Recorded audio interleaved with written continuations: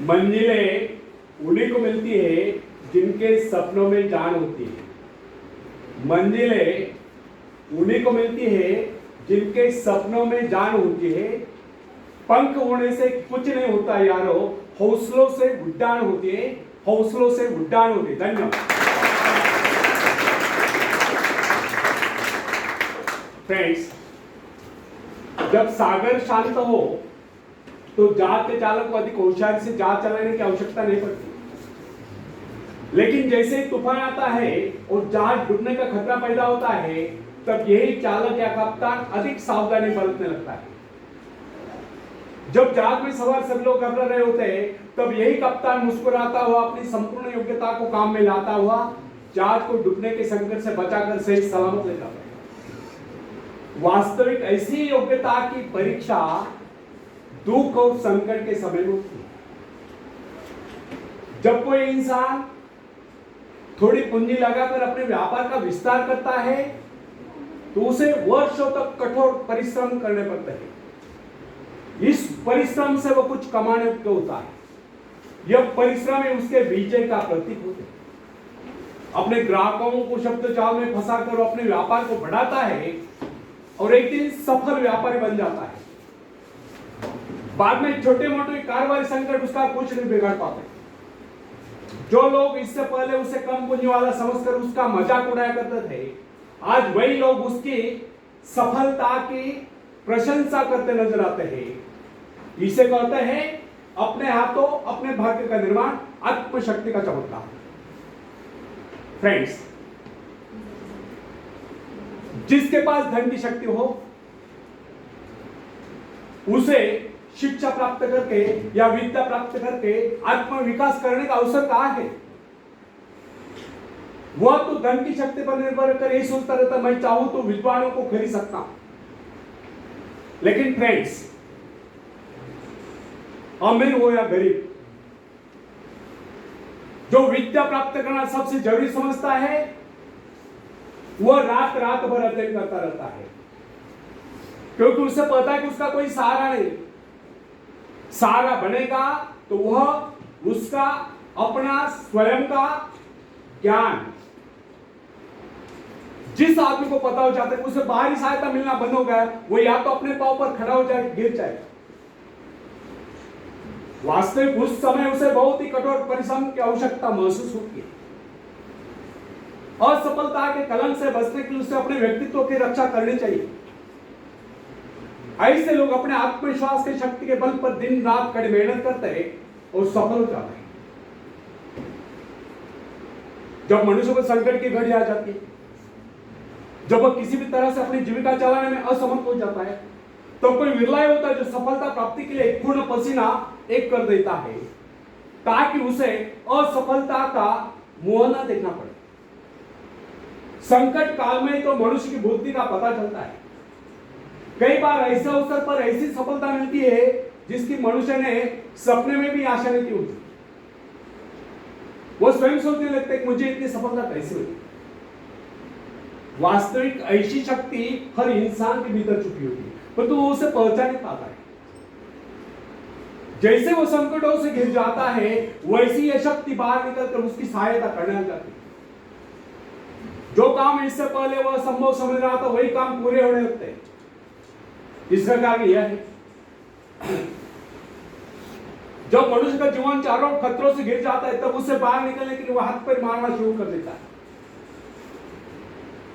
और इस संघर्ष से उसकी बुद्धि तेज हो जाती है। उसमें एक प्राकृतिक नैसर्गिक शक्ति आ जाती है। फ्रेंड्स, अपने जरूरतों की पूर्ति के लिए संघर्ष करना हम सभी का कर्तव्य है। संघर्ष से तो हमें सफलता मिलती है। जिनमें संघर्ष करने की इच्छा न हो, वो तो असभ्य और जंगली कर है। आवश्यकता तथा आवश्यक पदार्थों की दुर्लभता ही सदा से मानव जाति के विकास का कारण रही। हर सभ्यता और संस्कृति का आधार श्रम और संघर्ष रहा। जो अपना लक्ष्य पाने में खो गए, वही कुछ नहीं सका। कई वैज्ञानिक अपनी साधना में लीन होकर अपने लक्ष्य को पाने के संघर्ष में जूझते रहे। उनके परिवारजन अभावग्रस्त होकर भूखे मरते रहे, परंतु उन्होंने अपने उद्देश्य को प्राप्त करके चैन की सांस ली। जब उन्हें सफलताएं प्राप्त हुई तो लोगों को उनके आविष्कार बहुत बड़े आश्चर्य से प्रतीत हुए। फ्रेंड्स, आवश्यकता ही आविष्कार की जनी, शोध की जनी है। यह जरूरत का ही कमाल है जिसने मानवीय सभ्यता को कहां से कहां पहुंचा दिया। अश्म युग से एआई युग तक, यानी कि कृत्रिम बुद्धिमत्ता युग तक। जरूरत की लक्ष्य का निर्णय करती, इसे पाने के लिए वैज्ञानिक तथा शोधकर्ता जी जान से जुट जाते हैं। मनुष्य की गुप्त शक्ति का पता उस समय चलता है जब कोई जरूरत आकर उसके सामने खड़ी होती है, उसकी पूर्ति के लिए संघर्ष करता है।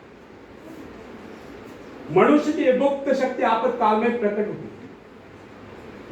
इसका सीधा अर्थ यह हुआ, यदि मनुष्य को किसी वस्तु की आवश्यकता न हो तो उसके आंतरिक शक्ति का अंत हो जाएगा। बाहरी सहायता लेने से भी इस आंतरिक शक्ति को बाहर निकलने का अवसर नहीं मिलता। जो काम इस शक्ति द्वारा ले जाने वाला था, वही काम हम दूसरों की सहायता लेकर झटपट कर डालते हैं और पंगु तथा शक्ति बने रहते हैं। इसलिए फ्रेंड्स, हमें एक बात कदापि नहीं भूलनी चाहिए कि अपने मित्रों की सहायता लेने के बजाय या दूसरों की सहायता लेने के बजाय अपने आंतरिक शक्तियों की सहायता लेना हमारे लिए अधिक उचित होगा। क्योंकि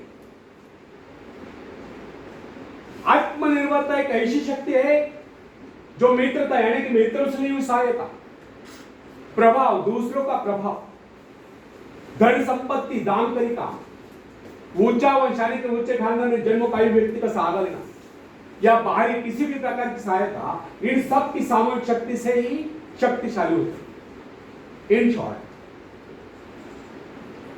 आत्मनिर्भरता एक ऐसी शक्ति है जो मित्रता, प्रभाव, धन संपत्ति, ऊंचा वंश या बाहरी किसी भी प्रकार की सहायता, इन सब की सामूहिक शक्ति से ही शक्तिशाली होती है।